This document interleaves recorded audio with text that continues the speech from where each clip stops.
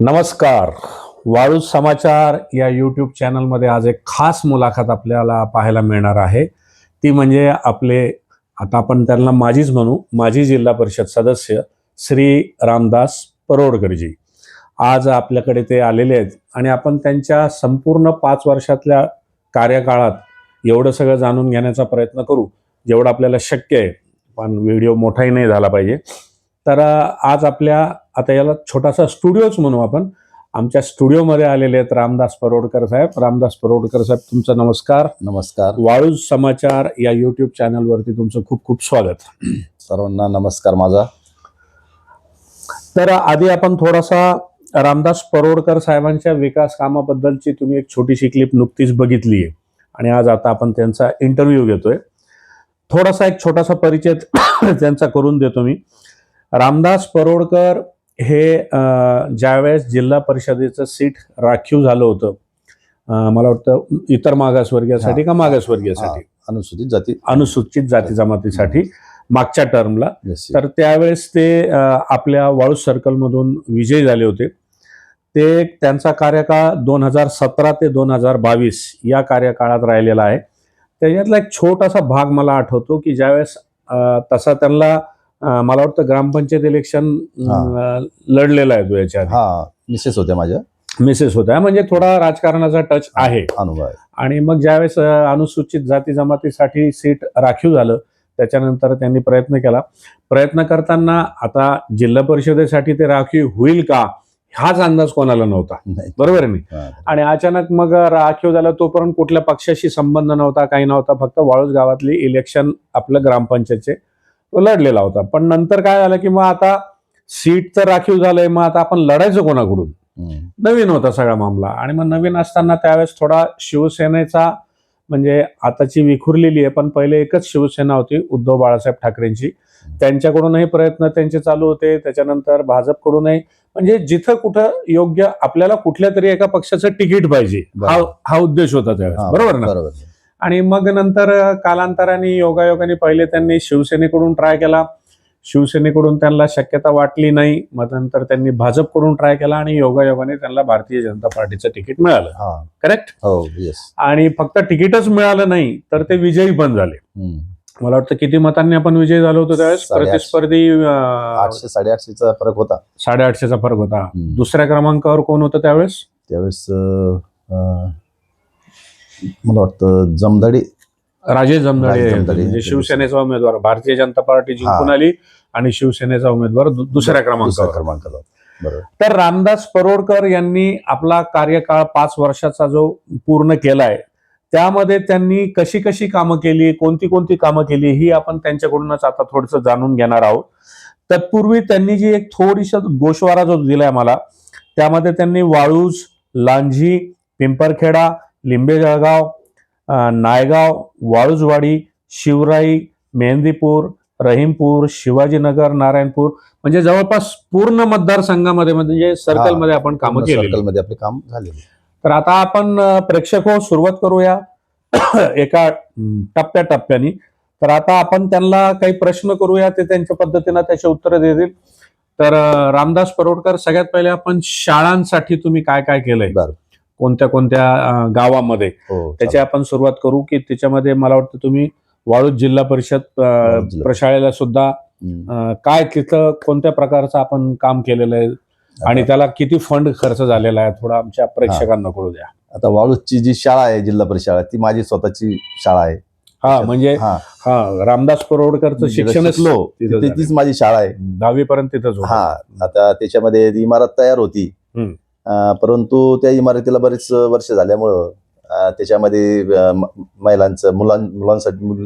मुलींसाठी आणि महिलांसाठी जे बाथरूमची व्यवस्था नव्हती तिथं. प्रसाधनगृह ते अवस्था बेकार होती, त्याची बिकट अवस्था होती. तर आम्ही त्याच्यात सर्वप्रथम आम्ही त्या बाथरूमची व्यवस्था केली तिथं, दोन्ही मुलांसाठी वेगळी, मुलींसाठी वेगळी. अच्छा. म्हणजे त्याच्यामुळं काय झालं, मग ते एक चांगलं तिथं स्वच्छता राहायला लागली. त्याच्यानंतर आम्ही मग तिथं बघितलं होतं, त्याची रंगरंगोटी नव्हती शाळेमध्ये, एकदम हे झालेलं होतं. म्हणजे तिथं बिल्डिंग थोडीशी डिम दिसायला लागली होती, बिल्डिंगचं पण थोडं हे होतं. मी म्हणलं आपली पहिली शाळा, आपलीच शाळा आहे, वाळूची. मग तिथून मी सुरुवातच केली. अच्छा. हा, तर मी सर्वप्रथम त्याच्यामध्ये ते बाथरूमची एक व्यवस्था केली आणि मग पूर्ण शाळेला मी रंगरंगोटी करून घेतली पहिले. तर याच्या अजून आणि त्याच्यानंतर मी काय केलं, त्याच्यामध्ये मला ते जाणवलं, कारण आपलं परीक्षेचं केंद्र असतं ते वाळूचं. बरोबर. हा, 10वीचं केंद्र होतं. मग त्याच्यामध्ये तिथून आपल्याला जे गेट व्यवस्थित नव्हता आणि त्याला जो आपला कंपाऊंड वॉल होता तर तो तुटलेल्या अवस्थेत होता. कुठं कुठं त्याच्यातून शिरा गेलेला होता आणि तो पडलेला होता. मग आम्ही त्याच्यामध्ये तो नवीन 10 लाख रुपये मंजूर करून आम्ही त्याला नवीन हे बनवलं, गेट बनवलं, आपलं वॉल कंपाऊंड बनवला. ते बी चांगला RCC मध्ये बनवला. त्या भविष्यामध्ये त्याला 10-20 वर्ष त्याची आता तडा जायची शक्यता नाही आणि उंची घेतली त्याला. म्हणजे म्हणजे सुरुवातीला कसं व्हायचं, रोडच्या जवळ शाळा असल्यामुळं तिथून लोक, जे बाहेरचे लोक, ड्रायव्हर लोक गाड्या उभ्या करून तिथं लघवीला वगैरे जायचे. त्याच्यामुळे तो एक अडचण यायची आणि तो अस्वच्छता व्हायची. त्याच्यामुळे आम्ही तिथं ते वॉल कंपाऊंड केल्यामुळं आज शाळेमध्ये एक स्वच्छता आणि त्याच्यानंतर तिथं एक चांगलं वातावरण तयार झालं. या सगळ्या कामासाठी साधारण वाळूजच्या जिल्हा परिषद शाळेसाठी आपला जिल्हा परिषदेचा किती निधी खर्च झाला असेल? 15 ते 16 लाख रुपये खर्च झालेला तिथे. 15 ते 16 लाख रुपये. अच्छा. त्यानंतर वाळूजची जी उर्दू शाळा आहे, तर तिथेही आपण काही तिथं पण आम्ही निधी खर्च केलेला. तिथं पण आम्ही कोणत्या स्वरूपाची कामं केली आहेत? तिथं पण आम्ही वॉल कंपाऊंडचा प्रॉब्लेम होता, तो पण आम्ही दुरुस्त केला. त्याच्यानंतर तिथे एक आम्ही अभ्यासिका तयार केली. ते 56 लाखाची अभ्यासिका तिथं तयार आहे आजच्या कंडिशन. म्हणजे एकदम चांगल्या सुसज्ज अशी इमारत. त्याच्यामध्ये कॅम्प्युटराईज सगळं, अशी टेबल, खुर्च्या, सगळी व्यवस्था आहे त्याच्यामध्ये. साधारण किती विद्यार्थी त्याच्यात बसू शकतात आज? त्याच्यामध्ये आता 50-60 विद्यार्थी बसू शकतात त्याच्यामध्ये. बरं. त्या इमारतीसाठी साधारण काय खर्च झाला असेल? त्याला 56 लाख रुपये खर्च झाला आणि बाकीचा एक 5-10 लाख रुपये बाकीचा उर्दू शाळेसाठी. बरं. त्याच्यानंतर खूप वर्षापासून एक प्रश्न प्रलंबित होता. त्या बाबतीत आम्ही बरंच काही तुमच्याकडूनही, म्हणजे तुमच्या फेवर मध्ये असं ऐकत आलेलो की स्वातंत्र्य मिळाल्यापासून वाळूजवाडीला जायला रस्ता नव्हता, डांबरी रस्ता नव्हता मला वाटतं. आणि त्या वाळूजवाडीच्या सगळ्याच नागरिकांची खूप ओरड होती की कोणीतरी इकडे लक्ष द्यावं, इकडे लक्ष द्यावं. त्या बाबतीत तुम्ही तिथं काय केलंय? ते असं लक्षात आलं, बरेच आता तिथं विद्यार्थी शाळेत यायचे तर त्यांना जायला रस्ता नव्हता. विद्यार्थी पण आणि नागरिक पण. आपल्या गावातले शेतकरी बरेच तिथं शेतीसाठी दररोज त्यांचं ये जा होतं. त्याच्यामध्ये ते पावसाळ्यामध्ये तर बिलकुल त्यांना जात येत नव्हतं, विषयच नाही. मग मी तो पहिले विषय पाहिला तर तिथं एक शाळेचा विषय होता तिथं. शाळा पण आधी रस्त्याचं मला तो माझ्या लक्षात आला. मी पहिला निधी तिथं एक 20 लाख रुपयाचा निधी टाकला रस्त्याला. साधारण किती किलोमीटर झाला असं? अर्धा-पाऊण किलोमीटर पहिले केला मी आणि नंतर पुन्हा मग 20 लाख टाकले, म्हणजे असे 40 लाख रुपये टाकले. आणि किती किलोमीटर झाला? तो 1 किलोमीटरच्या आसपास झाला. त्याच्यात डांबरीकरण करायच्या आधी खडीकरण, मजबूतीकरण आणि डांबरीकरण. तर हे सगळ्यात मोठं अचिव्हमेंट आहे, कारण त्या ठिकाणच्या नागरिकांची खूप वर्षापासूनची मागणी होती. बरोबर. आणि तिथल्या शाळेच्या बाबतीत काही शाळा पण तिथं शाळेसाठी तर इतकं अवघड व्यवस्था होती तिथं, ती इमारत पडलेली होती आणि पावसाळ्यामध्ये कधी पण ती ढसळण्याची शक्यता होती. किती खोल्या होत्या त्या? ती एकच खोली होती, एकच जागा कमी तिथं शाळेला, जागा कमी असताना त्याच्यामुळे मग आम्ही त्याच्यामध्ये काय केलं, एक डबल मजली आम्ही ती इमारत तयार केली. म्हणजे आता तिथं किती खोल्या झाल्या? तिथं आता डबल खोल्या झाल्या ना, म्हणजे दोन खोल्या. किती वर्ग आहेत तिथं? तिथं मला तर 34 लोक वर्ग आहे. तरी पण तसं पाहायला गेलं तर खोल्या कमी आहे, परंतु जागा नाही तिथं, जागेची अडचण तिथं. तरी पण त्यासाठी किती निधी खर्च झाला असेल? त्यासाठी आपला 18-20 लाख रुपये खर्च झाले. म्हणजे वाळूजवाडीच्या रस्त्यासाठी 40 लाख आणि शाळेसाठी जवळपास 20 लाख, 60 लाख रुपये. आणि एक सिमेंट रस्ता आहे त्याच्यामध्ये, 3 लाख रुपयाचा सिमेंट रस्ता आहे. 63 लाखापर्यंत तो खर्च झाला. ओके. त्याच्यानंतर आता आपण जी लांजीची शाळा आहे, प्रेक्षक हो, आपण फक्त आता सध्या शाळांवरती काय काय रामदास परोडकरनी केलेलं आहे त्यावर चर्चा करतोय. आपण पुढच्या टप्प्यामध्ये धार्मिक स्थळ असं आपण पुढे जाऊया. तर लांजीच्या शाळेमध्ये काय काय कामं झालीत आपल्या याच्यात कार्यकाळात? लांजीची शाळा जी तर तिथं एकदम चांगले उत्कृष्ट आमचे सर होते, आबांग सर.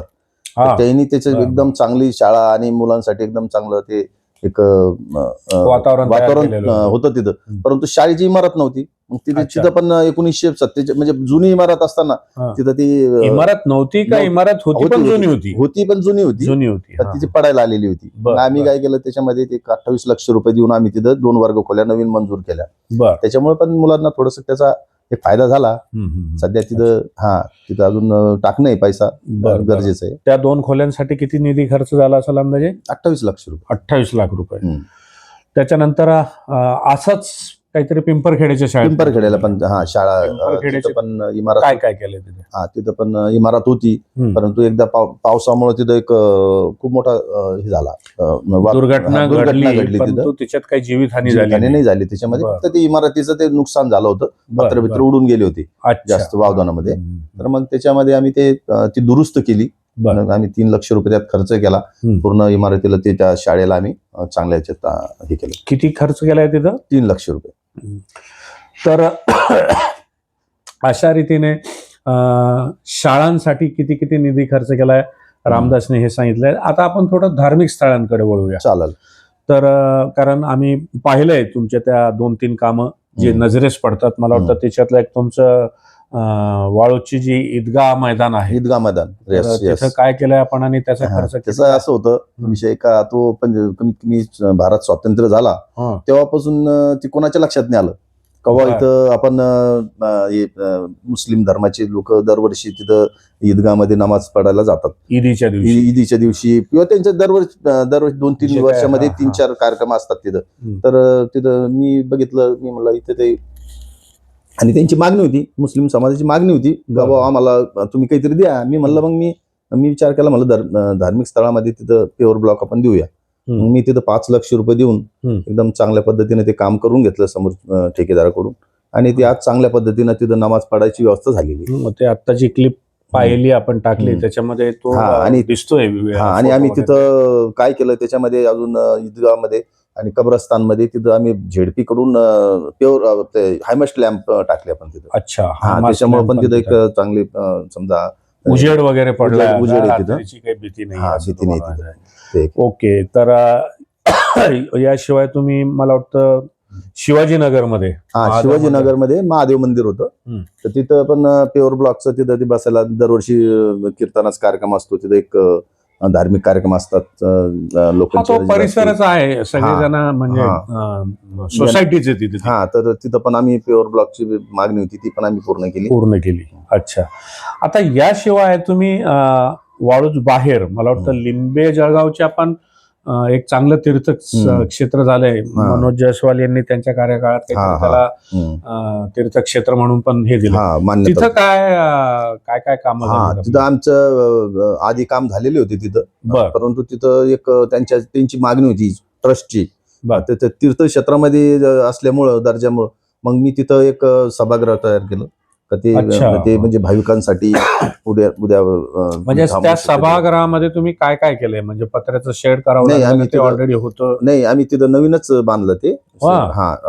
सिमेंट कॉन्क्रीट मध्ये आणि स्लॅबचं केलेलं एकदम चांगल्या पद्धतीने ते केलेलं आहे. तर ते साधारण त्याची काय किती स्क्वेअर फीट किंवा किती लोक बसतील असं असेल ते? मला वाटतं जो तो बाहेर पत्र्याचं शेड आहे 15 बाय 20 असेल ते. अच्छा, 15 बाय 20 असेल. असेल त्याच्यामध्ये थांबता येतं, कुणी आलेले मुक्काम करू शकतो तिथं. आणि भाविक जर आले समजा तो एक त्यांची सोय. तर त्याला किती खर्च झाला असेल आपला? त्याला त्यावेळेस 6.5 लाख रुपये खर्च झाला. आणि समोर आम्ही ते काय झालं जिथं स्वयंपाक वगैरे करतात तिथं पण असं ते चिखलाचा परिसर होता. तिथं पण आम्ही प्युअर ब्लॉक बसवला. रस्त्यामध्ये प्युअर ब्लॉक बसवले. तिथं आपलं त्यांचं मंदिर, आपलं साईबाबाचं पण नवीन मंदिर झालं. त्यासाठी खर्चातून आम्ही सोनिधी दिला. तिथं ते ग्रिल बसवले आम्ही, त्याला स्टीलची SS ग्रिल दिली त्यांना. सगळा मिळून त्या मंदिरावरती साधारण अंदाजे खर्च किती झाला? 6.5 आणि ते 6 असं आमचा 12-13 लाख तिथं खर्च झाला. आणि हनुमान मंदिर आपलं लिंबे जळगावचं मारुती मंदिर आहे. तर तिथं पण आम्ही वैयक्तिक आम्हाला तिथं त्यांनी एक शेड बनवायचं ठरवलेलं होतं गावकऱ्यांनी वर्गणी जमा करून. मग आम्ही पण तिथं आमच्याकडून खडी काय त्यांना मदत लागेल ते पण आम्ही तो हातभार तुम्ही लावलेला हातभार. आणि बौद्ध विहारासंदर्भात हा, बौद्ध विहारसाठी 10 लक्ष रुपये आम्ही तिथं बौद्ध विहारची एक चांगली इमारत बांधली तिथं. ती पण आज चांगल्या स्थितीमध्ये, तिथं पण आज प्रार्थना वगैरे होतात पौर्णिमेला. लिंबे आपलं जिल्हा परिषदेचं बजेट साधारण काय असतं, काही याचा आकडा आपल्याला वार्षिक? बजेट मोठं असतं त्यांचं, 70-80 कोटीच्या आसपास. आणि तुमच्या कार्यकाळात तुमची साधारणपणे किती, 5 वर्षामध्ये साधारण किती निधी आपल्या सर्कलसाठी खेचून आणला असेल बरं? माझ्या अंदाजानुसार कमीत कमी सगळं दलित वस्ती, बांधकाम विभाग, शिक्षण विभाग, आरोग्य विभाग, त्याच्यानंतर 15 वित्त आयोग. अच्छा. आणि असे भरपूर निधी असतात माध्यमातून. हेडच्या कमीत कमी 10 हेड असतात. त्या संपूर्ण हेड मधून मी वाळूसाठी कमीत कमी 10 ते 15 कोटी रुपयाचा आम्ही निधी मंजूर करून आणला. क्या बात आहे, क्या बात. मला वाटतं अंगणवाडी संदर्भात काही? अंगणवाडीसाठी पण मग तेच ना, आरोग्य महिला बाल कल्याणसाठी जे अंगणवाडी, लहान मुलांसाठी अंगणवाडी असतात, तर ते पण त्याच्यासाठी पण मी भरपूर वाळूजमध्ये अंगणवाडीसाठी आपण काही एखादं केलेलं ठोस? केलेलं आहे आम्ही.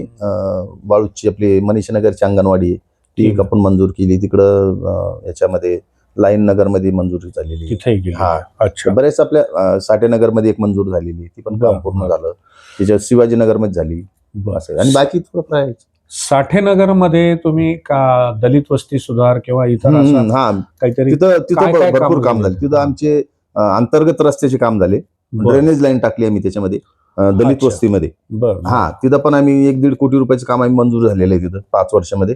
आणि ते पूर्ण पण झालं. कामं पण पूर्ण पण झाले त्याच्यामध्ये. प्युअर ब्लॉक झाले, त्याची ड्रेनेज लाईन झाली, सिमेंट रस्ते झाले असं त्याच्यामध्ये. म्हणजे तुम्ही तुमच्या कार्यकाळामध्ये शिवाजीनगर, अविनाश कॉलनी भागामध्ये ही कामं झालेली आहेत, साठेनगर मध्ये ही कामं झालेली आहेत, वाळूज गावामध्ये पण कामं झालेली आहेत. वाळूजच्या जिल्हा परिषद शाळेशिवाय अजून जुन्या वाळूज गावामध्ये अजून काही कामं झालेली आहेत. जुन्या गावामध्ये आम्ही आता सगळ्यात महत्त्वाचं स्मशानभूमीला जाणारा रस्ता, तो एक मोठा प्रलंबित प्रश्न होता. तो म्हणजे दरवर्षी म्हणजे काय व्हायचं, पावसामध्ये तो प्रत्येक पावसाळ्यामध्ये तो पूल वाहून जायचा. त्याची दुरुस्ती केली का तो होऊन जायचा. मग आमच्या ते निदर्शन झालं. मग मी काय केलं, त्याच्यासाठी एक माझा विशेष प्रयत्न करून मला मी त्याचा इंजिनियरला मी त्याचं एस्टिमेट काढायला लावलं. तर तो 25 लाख ते 30 लाख रुपये त्यांनी मला सांगितलं होतं त्यावेळेस. एवढं निधी लागेल म्हणे भाऊ. म्हणलं ठीक आहे. मग आम्ही तो त्याच्यासाठी मला कमीत कमी 2 ते 3 वर्ष लागले. झटावं लागलं त्यासाठी, पाठपुरावा करावा. तो कारण मोठा निधी होता ना. आता 15 आणि 20 लाख रुपये देणं म्हणजे झेडपीला मोठा सर्कल मोठे असतात. आणि आपण थोडं विरोधात पण होतो, त्याच्यामुळे मला थोडं अडचण आली 2-2.5 वर्ष. तर तरी पण मी माझे स्किल वापरून मी 25 लाख रुपये तिथं मंजूर केली. आणि ते तो एक माझ्या जीवनाचा एक मोठा म्हणजे जमेची बाजू. आणि मला ते एक चांगला आनंद वाटतो त्या गोष्टीचा. का जे आपलं अंत्यविधी पण, आणि तिथं शेतकऱ्यांचे पण 4 आपल्या कमीत कमी वाळूजवाडी, हनुमंतगाव, इकडं तुमचं केसापुरी, आणि इकडं मुळगाव, वाळूज, इथले शेतकऱ्यांसाठी तो एक अडचणीचा भाग होता. जाण्या येण्यासाठी ट्रॅक्टर नाही जाणार, तुमची मोटरसायकल बैलगाडी जाणार नव्हती, मोटरसायकल जात नव्हती. म्हणजे स्मशानभूमी हा तर भाग झाला, पण इतर शेतकऱ्यांना कनेक्टिव्हिटी वाढली. राईट. त्याच्यासाठी एक उत्तम म्हणजे जो मोठा काम जो पूल बनवायचा होता, त्यासाठीच 4 ते 5 गावामधून तो जाणारा आणि शेतकऱ्यांसाठी खूप महत्वाचा होता तो विषय. मला वाटतं असंच काहीतरी तुम्ही नाभिक समाजाच्या स्मशानभूमीसाठी तो पण विषय होता. या पुलासाठी तुम्ही याला जवळपास 25 लाख रुपये खर्च केले मी. ओके. आणि चांगल्या पद्धतीने तो तयार करायला लावला आहे ना. त्याची म्हणजे वाढवली, दर्जा जाणवतोय तो. दादा आता तुम्ही बघितलं असेल यावेळेस पाऊस किती आला, तरी पण त्या पावसातून तो किती त्याच्यावर कमी कमी 10 फूट पाणी होतं. पण एक असं मुलासाठी तुमच्या 2च लोकांची नावं घेतल्या जातात, एक मनोज जयस्वाल. जयस्वाल साहेबांनी केलं मागच्या वेळेस. आणि त्याच्यात जी काय अडचण आली त्याच्यात म्हणजे अजूनही आठवण काढतात. आम्ही त्याच्यामध्ये त्याचे काय केलं, त्याच्या नाल्या वाढवल्या आम्ही. त्याचे पाईप 12 पाईप टाकले. पहिले त्याची दिशा वेगळी, आता चांगल्या पद्धतीने झाला तो. आणि आज स्वर्गराज जायला आणि शेतकऱ्यासाठी पण चांगला सगळं झाला. नाभिक समाजाच्या या स्मशानभूमीसाठी सुद्धा तुम्ही काही निधी खर्च केलाय. हा, तिथं विषय असा होता की त्यांच्या नाभिक समाज आपल्या गावामध्ये भरपूर प्रमाणात आहे, परंतु त्यांचं काय होतं की वाल्मिक टेकडी जे स्थान आहे तिथं त्यांची वाल्मिक ऋषींचं, तिथं जुनी त्यांची स्मशानभूमी आहे बाजूलाच. तर तिथं ते खालीवर असताना पावसामुळे ती वाहून जायची आणि त्याला काही असं ठेवण नव्हती. मग आम्ही मी त्यांची मागणी होती, मग मी त्याच्यामध्ये 3 लक्ष रुपये दिले त्यांना, त्या समाजासाठी. मला 3 लक्ष टाकले निधी आणि त्याला मी चांगल्या परिस्थितीमध्ये बनवून आज एकदम मला वाटतं त्याला पायऱ्या वगैरे करावं लागल्या की ते पाहिल्या होत्या. नाही, कॉन्क्रीट केलं त्याला पहिले, खालून उचललं कॉन्क्रीट मध्ये आम्ही त्याला ते बेसमेंट काम केलंय. हा, खाली बेसमेंट म्हणजे त्याचा ते उचलला तो पूर्ण ह्याच्यामध्ये कॉलम मध्ये आणि मग वर ते नेऊन मग त्याला पायरी आणि एसएस मध्ये पूर्ण ते काम करून वर शेड बनवलं. म्हणजे आज तिथं ते तो पण आपण जो विकास कामाचा व्हिडिओ दाखवलाय त्याच्यामध्ये आहे शेड वगैरे दिसतंय. बरोबर. हा, ते एक चांगलं काम झालं. ते स्मशानभूमीचं हे काम आपल्याला पण उद्या तिथं जाणं बरोबर चांगलं काम आहे ते. तर हे काही विकास कामं जे रामदास परोडकर यांनी त्यांच्या कार्यकाळात केले त्याचा आढावा या ठिकाणी आपण ठेवण्याचा प्रयत्न केलाय. आता एक छोट्याशा म्हणजे काय होतं, बऱ्याच वेळा चॅनल म्हणलं की त्याच्यावर वाद विवाद याच्यावर जास्त भर दिला जातो. आपला एक उद्देश वेगळा आहे की लोकांपर्यंत प्रत्येक उमेदवारांनी प्रत्येक सदस्यांनी आपण निवडून दिलेल्या सदस्यांनी काय केलं हे पण जनतेपर्यंत पोहोचलं पाहिजे. ते एक माध्यम म्हणून आपण याच्यात वापरले. पण आता आपण थोडासा एक मार्ग थोडासा बदलू. तो बदलण्यामागचा उद्देश असा आहे की त्यावेळेस तुमच्या बोलण्याच्या ओघातून आलं, त्यावेळेस जिल्हा परिषद मला वाटतं शिवसेना काँग्रेस आणि आम्ही बीजेपीकडून, आम्ही भाजप, तुम्ही विरोधात पार्टीकडून निवडून आलेलो होतो. तर काय तुम्हाला तिथं असं काही त्रास जाणवायचा का? म्हणजे काय असतं, एक टेक्निक असतं काम करताना. काही ठिकाणी मिळून घ्यावं लागतं, काही ठिकाणी विरोधात जाऊन पण काम करून घ्यावं लागतं. तुम्हाला काय काय तिथं काही एखादा असा छान प्रसंग की ज्याच्यात जसं आता तुम्ही रस्त्याच्या बाबतीत बोलले, ओढून आणावं लागलं, असा काही एखादा अनुभव आहे का की ज्याच्यासाठी खूप झटावं लागलं, भले तो वाळूचा असेल किंवा सर्कल मधला असेल, असं कुठं एखादा अनुभव, म्हणजे शासकीय अधिकाऱ्याबरोबर कुठं वाद घालावा लागला किंवा शासकीय अधिकाऱ्याने खूप चांगला सपोर्ट केला, दोन्ही गोष्टी असू शकतात, किंवा अमुक एक अधिकारी होता, इंजिनियर असतील, त्यांनी आपल्याला सपोर्ट केला किंवा विरोध झाला, असा एखादा एक छोटासा प्रसंग? छोटासा म्हणजे मी सुरुवातीला तर विरोधी पार्टीतच आहे, भाजप, ते सेना काँग्रेसचं सरकार होतं, सत्ता होती, आम्ही विरोधात होतो, 23 मेंबर आम्ही विरोधामध्ये. आम्हाला इतका म्हणजे तिथं सुरुवातीला त्रास व्हायचा, नवीनच असल्यामुळे काही माहिती नव्हती. सुरुवातीला पहिलीच ग्रामपंचायतचा अनुभव होता, अधिकाऱ्यासोबत कसं मिळून घ्यायचं अनुभव होता मला. तर मी त्याच्यासाठी मग मी काय केलं, अगोदर मी विरोधी पक्षामध्ये असताना मी म्हणलं आता काय करणार आपण, विरोधात जरी असले तरी ते माझ्या पैठण तालुका आणि गंगापूर तालुक्याच्या याच्यावर होते. मग मी त्यांच्याशी चर्चा केली, म्हणलं आपण एकाच भागातला, आपण उद्या तालुक्याचा विषय. मग मी त्यांच्याशी थोडी चर्चा करून आणि माझं स्किल वापरून मी त्या पद्धतीने ह्या जो विकास कामासाठी निधी आपल्याला पाहिजे होता केलं त्यांनी. तालुक्याची माणसं, पण स्किल वापरावं लागतं, स्किल वापरल्याशिवाय ते कामच नव्हतं. गावकऱ्यांनो, हा व्हिडिओ आपण बघतोय, पण हे एवढे पैसे मिळाले ते पण काही सहजासहजी मिळत नाही, असं रामदासच्या बोलण्यातून आपल्याला लक्षात येते. म्हणजे तिथे डोकं लावावं लागतं आणि त्याच्याशिवाय ते शक्य होत नाही. तर हा होता रामदास परोडकर यांचा एक मुलाखत आपण घेतलेली आहे, त्याच्यामध्ये त्यांनी केलेल्या विकास कामासंदर्भात माहिती त्यांनी दिलेली आहे. सध्या राजकारणाचा आणि सध्या इलेक्शनचा पिरियड आहे. रामदास परोडकर यांना आपण शुभेच्छा देऊया की त्यांना पुन्हा एकदा तिकीट मिळो आणि त्यांना पुन्हा एकदा कामाची संधी मिळो. या बाबतीत नागरिकांची काय मतं आहे हे जाणून घेण्यासाठी पण आपण पुढे प्रयत्न करणार आहोत. पण आता आपण सध्याचे विद्यमान पंचायत समिती सदस्य होते, विद्यमान जिल्हा परिषद सदस्य होते, त्याच्यानंतर इच्छुक उमेदवार जे राहणार आहेत, यांचा हळूहळू आपण एक इंटरव्ह्यू घेतोय, मुलाखत घेतोय, नागरिकांपर्यंत पोहोचवतोय, नागरिकांना त्यांच्या भावना कळल्या पाहिजे, त्यानंतर आपण नागरिकांच्याही भावना जाणून घेण्याचा प्रयत्न करू. तर रामदास परोडकर, आता मधला काळ बराच, आता पदच नाहीये, 3 वर्ष इलेक्शन नाहीये, 3 वर्षाचा काळ गेला. त्या 3 वर्षापूर्वी काय काय केलं होतं त्याचा एक उजाळा आपण या ठिकाणी देण्याचा आणि नागरिकांपर्यंत पोहोचवण्याचा प्रयत्न केला. तुम्ही या ठिकाणी आलात, आमच्या या वाळूस समाचार या यूट्यूब चॅनलला मुलाखत दिली. ही मुलाखत सगळ्या लोकांपर्यंत पोहोचण्याचा प्रयत्न होईल. त्याबद्दल वाळूस समाचार या न्यूज चॅनलतर्फे आपले खूप खूप अभिनंदन आणि खूप खूप शुभेच्छा. धन्यवाद. तुम्हाला काही नागरिकांसाठी किंवा आमच्या चॅनलसाठी काही एखादा मेसेज द्यायचा असेल तर तुम्ही बोलू शकता थोडक्यात. हा, जे हे चॅनल आपलं जे चालू केलेलं आहे दादानी, हा एक वाळूज गावासाठी खूप उत्तम पर्याय आहे.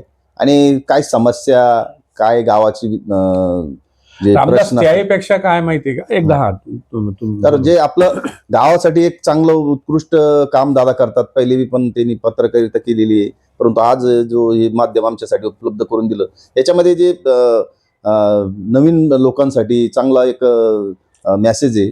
आणि दादांनी चांगलं उत्कृष्ट काम केलेलं आहे याच्यासाठी. बऱ्याच गोष्टी वृत्तपत्रामधून छापता येत नाही, बंधने येतात. आणि अपेक्षा खूप असतात नागरिकांच्या म्हणा किंवा सदस्यांच्या म्हणा, मग ते ग्रामपंचायतचे असतील, जिल्हा, तर एक मुक्त जागा आपण उपलब्ध करून दिली की ज्याच्यामध्ये आपल्या व्यक्तीला स्वतंत्रपणे जे काय मांडायचे ते मांडता येतं आणि ते लोकांपर्यंत पोहोचतं. बरोबर. तर पुनश्च एकदा तुमचे खूप खूप आभार. धन्यवाद. बघत राहा माझं युट्यूब चॅनल वाळूस समाचार आणि चॅनल सबस्क्राईब करायला विसरू नका. धन्यवाद.